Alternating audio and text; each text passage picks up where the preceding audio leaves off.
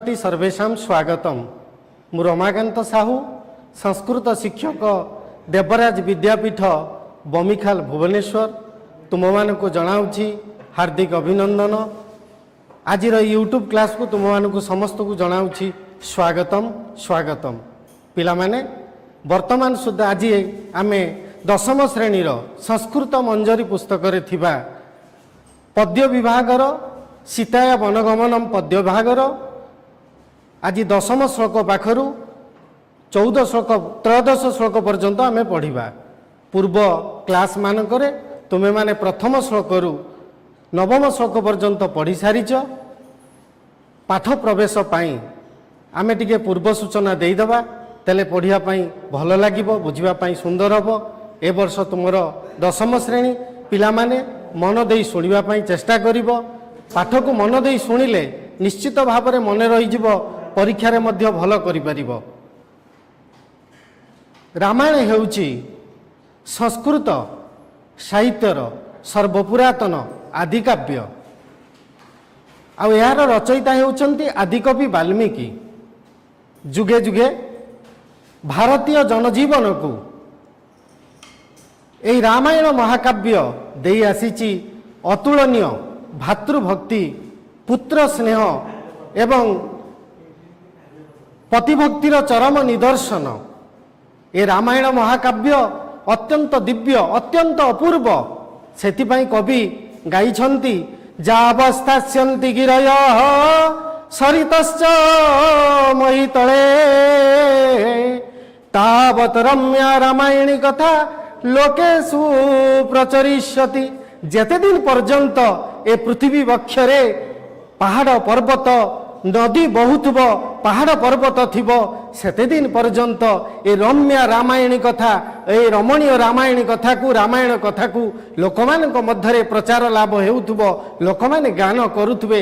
अति सुंदर अति मार्मिक। आ ए रामायण ए महाकाव्यर नायक हेउछन्ति मर्यादा पुरुष प्रभु रामचंद्र एवं नायिका हेउछन्ति सती स्वादी शिरोमणि नारी जगतर आदर्श माँ सीता। से होउछन्ति एई काव्यर नायिका। पिला माने प्रथम श्लोक पाखरु मु नवम श्लोक पर्यंत तुमको टिके सूचना देदेवी। अयोध्या अधिपति राजा दशरथ सिद्धांत नहीं सारी तांकर ज्येष्ठ पुत्र प्राण प्रतिम रामचंद्र को अयोध्या सिंहासन रे अधिष्ठित करिवे। ए खबर सबुआडे प्रचार लाभ कला परे आनंद रे सारा अयोध्या नगरी फाटी पड़ुची। आज समस्ते खुशी रे फाटी पड़ुछंती। राम तांकर अति प्रिय राम हेबे अयोध्यार राजा। ए खबर पाई सारला परे समस्ते खुशी हेउछंती। किंतु हठात रामचंद्र पितांक पाखरु आदेश पाइछंती, पितांक पाखरु डाकरा पाइछंती तांको पाखकु तांको निकटकु जिबा पाई। रामचंद्र जाइछंती पितांकर आदेश पाई, पितांकर डाकरा पाई जाइछंती तांको निकटकु। बापा काहेकि मते डाकुछंती, पिता काहेकि मते डाकुछंती।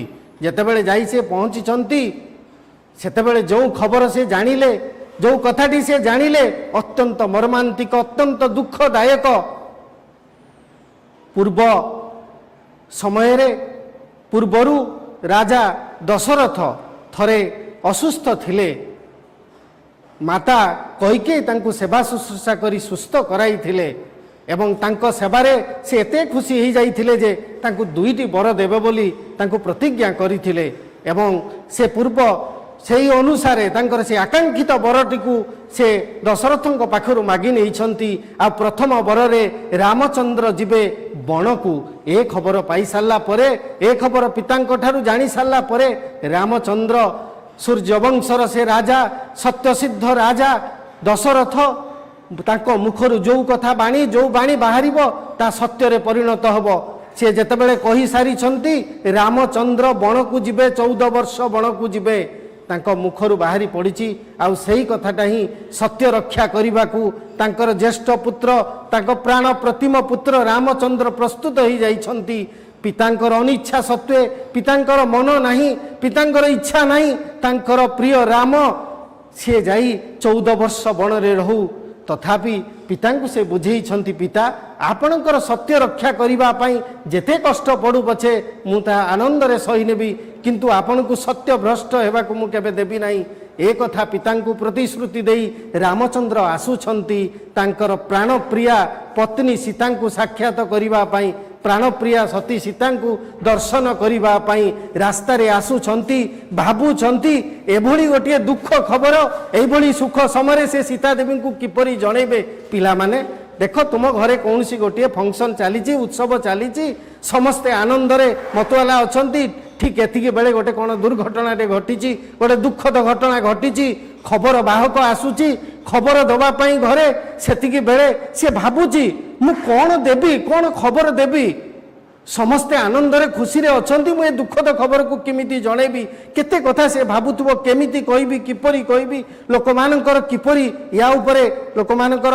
को प्रकार भावना आसीबो चिंताधारा आसीबो एई कथा जिमिति भाबुची रामचंद्र मध्य सिमिति भाबी भाबी चलचंती मु एई प्रकार खुशी रो खबर को मु एई दुख खबर जाई किमिति देबी सीता देवी पाखरे भाबू भाबू केते बेले आसी तांकर गृह पाखरे आसी पहुंची जाइछंती सीता देवी स्वामी को देखुछंती रामचंद्र आसी पहुंची जाइछंती तांकर सुसज्जित गृह मध्य रे से स्वामी को देखिला परे छिड़ाई पड़ीछंती प्रकंपित हो जाइछंती दुख रे आतुर हो जाइछंती हेबे नाही सदा हस हस आनंदित सेई कमल कांति सेई कमल लोचन रामचंद्र आज तांकर मुख विवर्ण देखा जाउची सामान्य खुशी मध्य परिलक्षित हेउ नाही स्वामी एई प्रकार अवस्था को देखि सीता देवी प्रकंपित हो जाइछंती स्वामी को पचारि पकिछंती जे सदा हस हस आनंदित मुखमंडल थिबा रामचंद्रक मनरे आज विषादर कला बादल काईकी ढांकी जाइची कोन हेइची तांकर चिड़ाई पड़ीचंती रामचंद्र को पचारि पकिछंती स्वामी ये आपनकर की अवस्था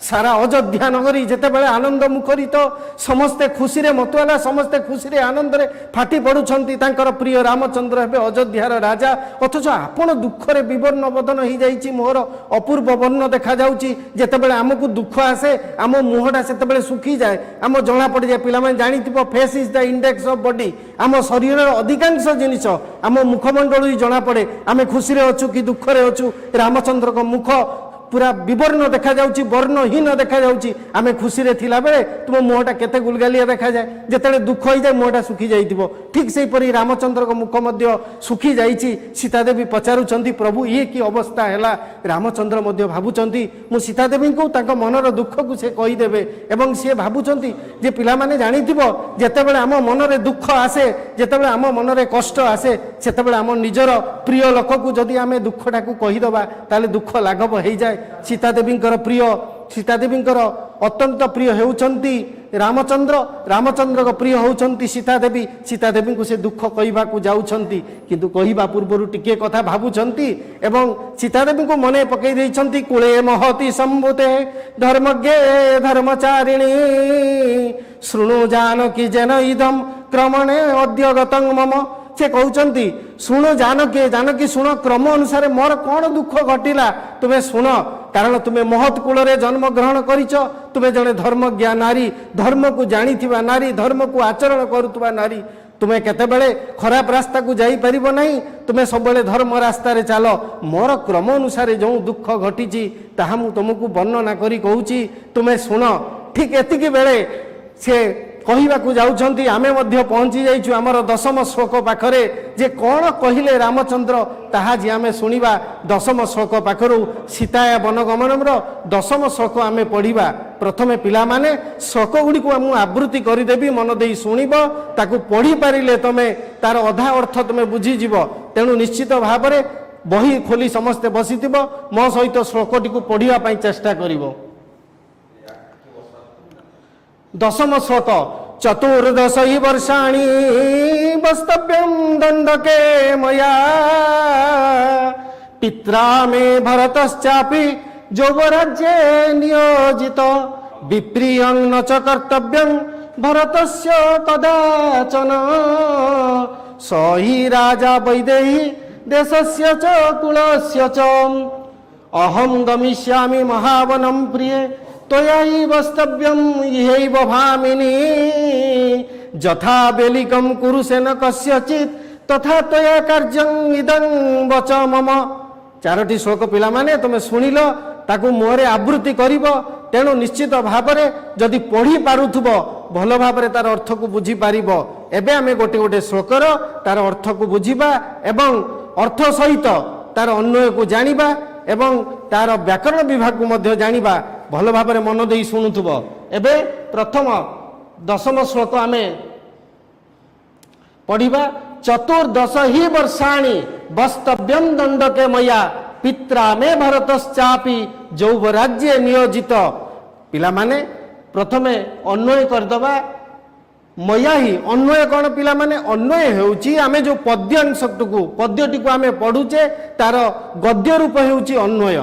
से अन्वयटी को करदेले आमे भल भाव में बुझीपर सुंदर भाव में सरल अर्थ हो संधि विच्छेद कर सेगुड़ी दि जाइए ताकू जदि पढ़ा अर्थटी को आउ टे सरल हो। मया ही दंडके चतुर्दश वर्षाणि वस्तव्यम। मया ही एठारे कर्मवाच्य वाक्यटी होइछि जे मो द्वारा 14 वर्ष बणरे रही माने मु रहिबी या अर्थ मु 14 वर्ष बणरे रहिबी।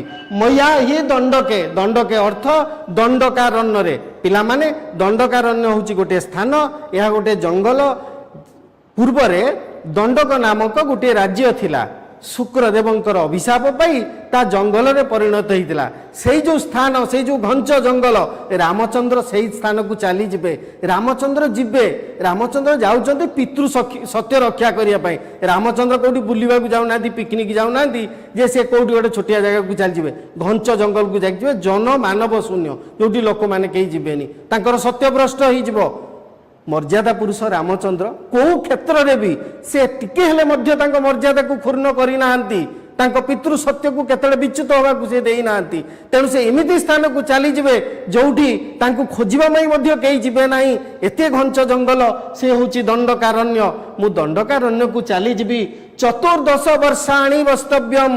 केते वर्ष 14 वर्ष वर्षे नुहे 2 वर्ष नुहे 3 वर्ष नुहे 14 वर्ष रामचंद्र बण को जीवे। पिला माने भाभी पारुच आमे जदि अल्प समय केतेबेले चली जाउचे कोठी आम माँ केते व्यस्त हो जाउचनी मो छुआटा कुआडे गला घर को केतेबेले आसीबो माँ बापा समस्त को छाड़ी देई से जीवे 14 वर्ष बण को। एही होउची आम संस्कृति एही होउची आम परंपरा जे जोटी पितृ सत्य पालन करिया पई गोटे पुत्र जाई पारे 14 वर्ष बण को।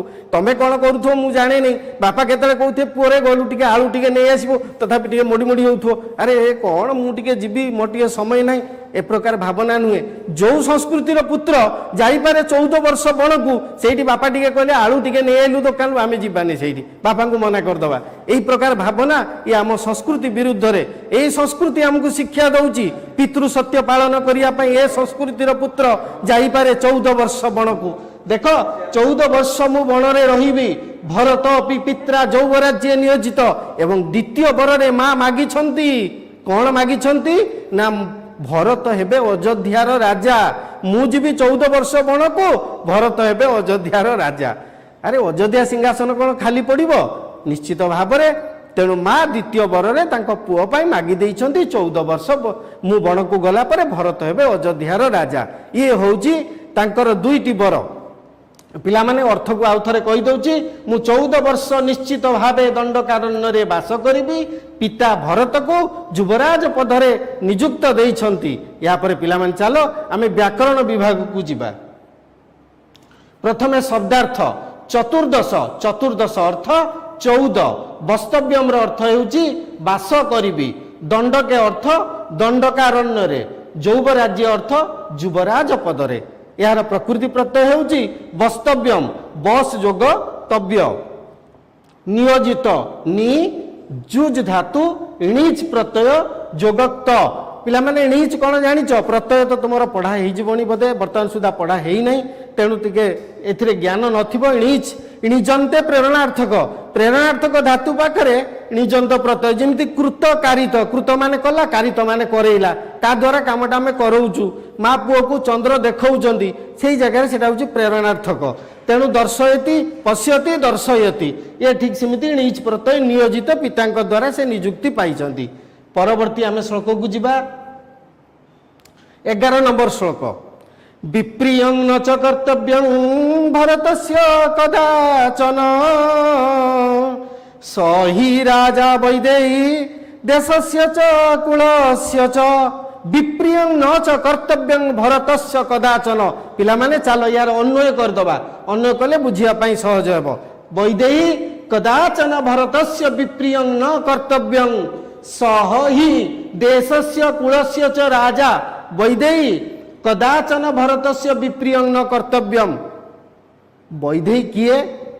वैदेही होचंती सीता देवी। काहे कि कह जाय सीता देवी को वैदेही? कथम वैदेही सीता वैदेही इति कथ्यते? सीता को वैदेही बोली काहे कि कह जाय? ता कारण होउची से होचंती विदेह देशर राजकुमारी, विदेह देशर राजकन्या। सेइति पय ताको वैदेही कह जाय। सेइति पय ताको जानकी कह जाय। जनक राजांकर से होचंती झियो, सेइति पय ताको जानकी कह जाय। बहुत ना तांकर। हे वैदेही कदाचन भरतस्य विप्रियं न कर्तव्यम। विप्रिय माने प्रियस्य अभाव, जोटी प्रियता नहीं, जोटी स्नेह नहीं, जोटी श्रद्धा नहीं, ताकू कह जाए विप्रिय।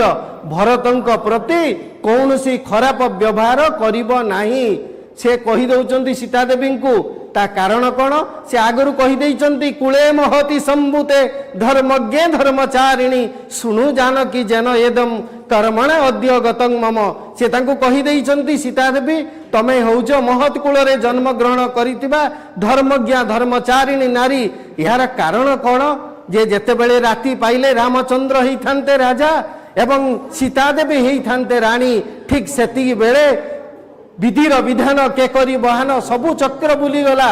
रामचंद्र जीवे 14 वर्ष बण को, सीता देवी सामान्य नारीटी ही रहीले, सी आउ राणी हेई पारले नहीं। ए दुख एई प्रकार मन मध्यरे किछि विकार कहि पारे, तांकर मन मध्यरे विकार आसी पारे, मन मध्यरे असूया भाव आसी पारे भरतंक प्रति।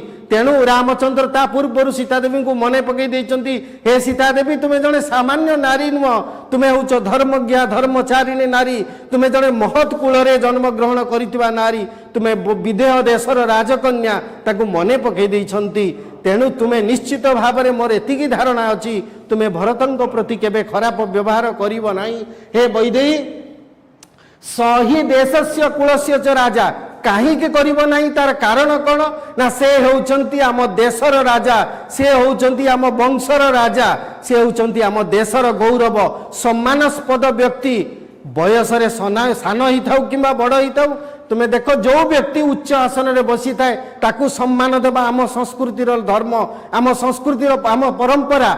जे आमे सबु बेले जे आसन उच्च आसन रे बसी थिबो ताकू आमे सम्मान देबा। भरत बयस रे सान ही पारंती किंतु से उच्च आसन रे अछंती, से राजा आसन रे अछंती। तेणु ताकू सम्मान देबा आमर कर्तव्य। निश्चित भाव में से सम्मानर योग्य। आम वंश आम परंपरार से होउचंती गौरव, ए देशर से होउचंती राजा। तेणु ताकू सम्मान देबा आमर नित्यांत कर्तव्य। तेणु तुमे तांको प्रति केबे खराब व्यवहार करिबो नाही, या मु तुमको कहूची। या परे पिला माने अर्थटी को टिके आउ टिके सुनी दबा। हे वैदेही केबे हेले भरतंक प्रति खराब व्यवहार करिबो नाही, कारण से आम कुल तथा देशर राजा अटंती। या परे पिला माने आमे व्याकरण विभाग को जिबा। प्रथमे शब्दार्थ वैदेही अर्थ विदेह देशर राजकन्या, कर्तव्यम अर्थ करिबा उचित, विप्रियम अर्थ अप्रिय। एबे प्रकृति प्रत्यय करिबा। कर्तव्यम क्रू जोग तव्य प्रत्यय। परवर्ती श्लोक 12 श्लोक आमे पढ़िबा। निश्चित भाव में पिला माने 2टी श्लोक पढ़ा सरलानी 10 एवं 11 भल भाव में बुझीथिबो। रामचंद्र सीता देवी को कहउचंती, उपदेश दउचंती कौन तांकु करिबा पड़िबो। दुख कहिबा, से दुखटा जो पाइके आसीचंती सीता देवी को पाखरे वर्णना से करूचंती। 12 नंबर श्लोक पढ़िबा। अहम गमिष्यामि महावनम प्रिय त्वया हि वस्तव्यम इहैव भामिनी यथा बेलिकम कुरुसेन कस्यचित् तथा त्वया कार्य इदं वच मम। अहम गमिष्यामि महावनम प्रिय। पिला माने अन्वय कर देबा याकू। प्रिय काहाकू कहउचंती? सीता देवी को कहउचंती। अति श्रद्धार सहित से तांकू डाकुचंती प्रिय।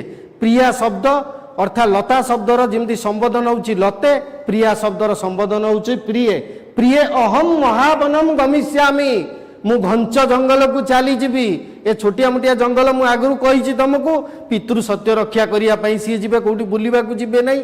तेणु जोटी निष्ठापर भाव ये हूँ सूर्य वंशर दायाद सत्य रक्षा करने एमानकर एकांत कर्तव्य तेणु से भावी से अत्यंत घंच जंगल को से चली जिबे महावनम गमिष्यामि मु घंच जंगल को मु चली जीवी भामिनी आउ गोटे संबोधन सीता देवींकर भामिनी अर्थ होची सुंदरी नारी को भामिनी बोली कह जाए हेबे नहीं माँ सीता होउछंती ए तीन लोकर अनिंद सुंदरी समस्त सौंदर्यर गंताघर होउछंती माँ सीता आदि माता सीए तेणु से निश्चित भाव रामचंद्र तांकू संबोधन करुछंती हे भामिनी भामिनी दीर्घईकारांत जेहेतु एटारे संबोधन होईची तेणु एटा हर्षई होईची भामिनी तोयाई इह एव वस्तव्यम तोयाई इह एव वस्तव्यम इह अर्थ कौन यही स्थान रे अस्मिन स्थाने अत्र इह माने होची एठारे अर्थ कौन ए अयोध्या रे तुमे रहिबो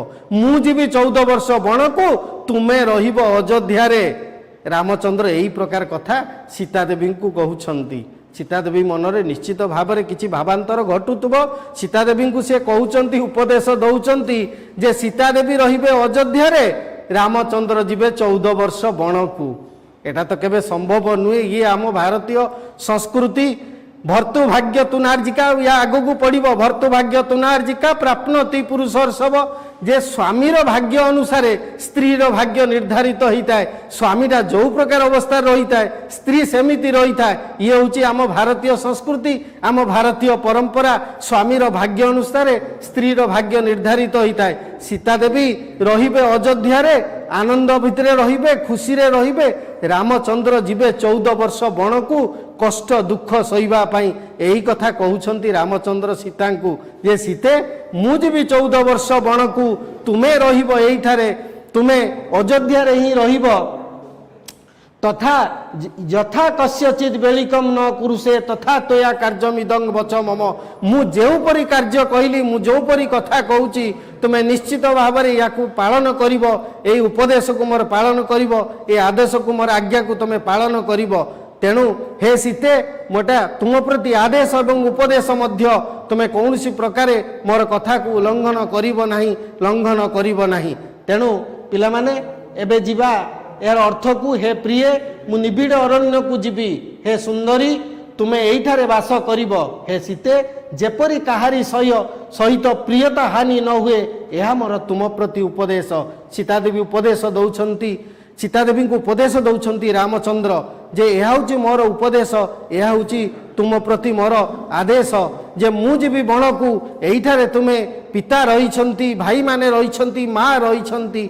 समस्तଙ୍କର कथा बुझिब सीता देवी को से बुझाउछंती यापर आम व्याकरण विभाग को आसीबा शब्दार्थ भामिनी भामिनी अर्थ हे सुंदरी महावनम अर्थ निबिड़ अरण्य बेलिकम अर्थ मिथ्या बा अप्रिय एवं संधि विच्छेद करिबा वस्तव्यम इहैव वस्तव्यम जोग इह जोग एव कार्यमिदम कार्यम जोग इदम समास महावनम महत वनम महावनम कर्मधारय समास एबे आमे शेष श्लोक 13 नंबर श्लोक पढ़िबा एवं उक्त्वा तो वैदेही प्रियया प्रियवादिनी प्रणया देव संक्रुद्धा भर्तारीदम अब्रवीत अन्वय देखिदवा पिला माने एवं उक्त्वा प्रियया प्रियवादिनी वैदेही देख ये पिला माने एठी कहउचंती एवं उक्ता उक्ता माने कहिले किए कहले एहीपरि कहले किए कहले ना प्रियाया प्रियवादिनी वैदेही वैदेही कहले सीता देवी कहले ये सबुतक जहाँ देखुच ये तांकर विशेषण सीता देवींकर एगुड़िक हूँ विशेषण प्रियाया प्रथम प्रिया माने कौन प्रिया माने हूँ प्रियर जोग्या आ सीता देवी प्रिय हेबेनी तांकर जो कार्यकलाप सी जो प्रकार तांकर समस्त को भल पाइबा समस्त को मिठा कथा कहवा से समस्त को आनंदित दियंती से प्रिया प्रियर जोग्या एवं प्रिय बादिनी प्रियंग बदती जा जे प्रिय कथा कहे जे मिठा कथा कहे जे मधुर कथा कहे से हूँ प्रिय बादिनी सीता देवी वैदेही कहिले रामचंद्र को कहिले कौन कहिले पिला माने ना किपरि कहले ना प्रणया देव संक्रुद्धा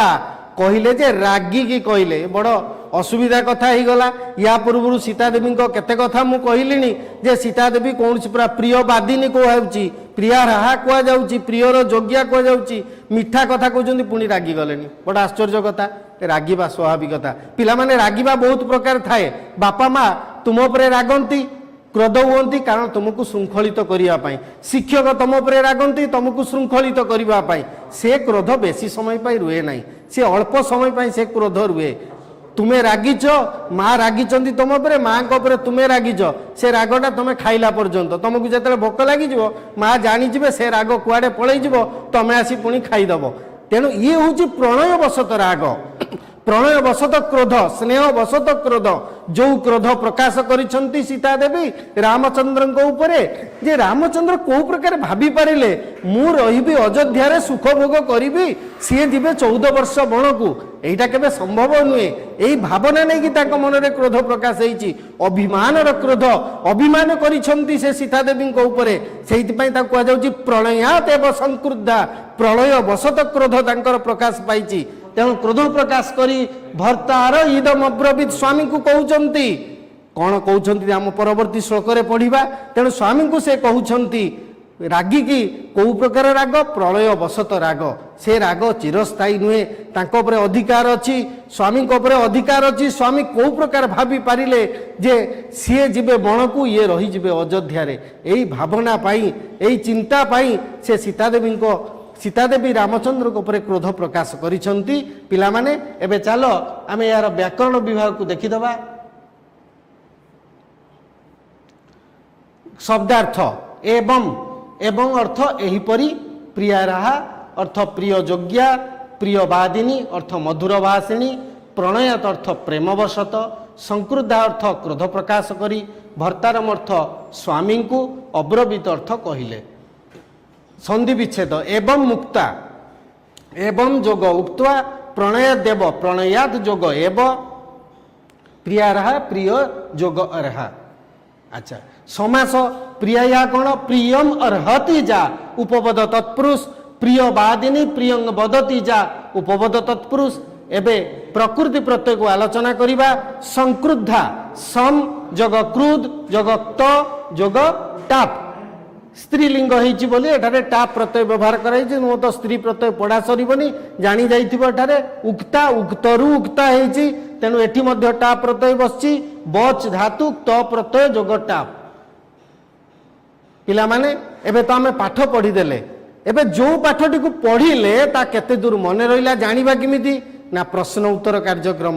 मु प्रश्न पचारिबी, तमे उत्तर दब। मु जानिछि तमे निश्चित भाव में जानिथिबो। आ एते कथा कहलिन कोन मने नथिबो किछि, निश्चित भाव में मु तो गप भाव में कहली, तो निश्चित भाव में मने रखिथिबो। प्रश्न पचारिबी, तुमे उत्तर दब। प्रथम प्रश्न, रामचंद्र कुत्र गमिष्यति इति उक्तवान।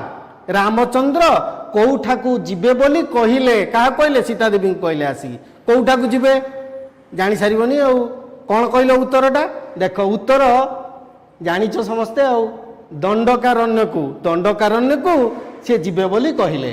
परवर्ती प्रश्न, रामचंद्र कति वर्षाणी दंडकारण्य वस्तव्यमिति उक्तवान। रामचंद्र केते वर्ष दंडकारण्य रहिबे बोली कहिले।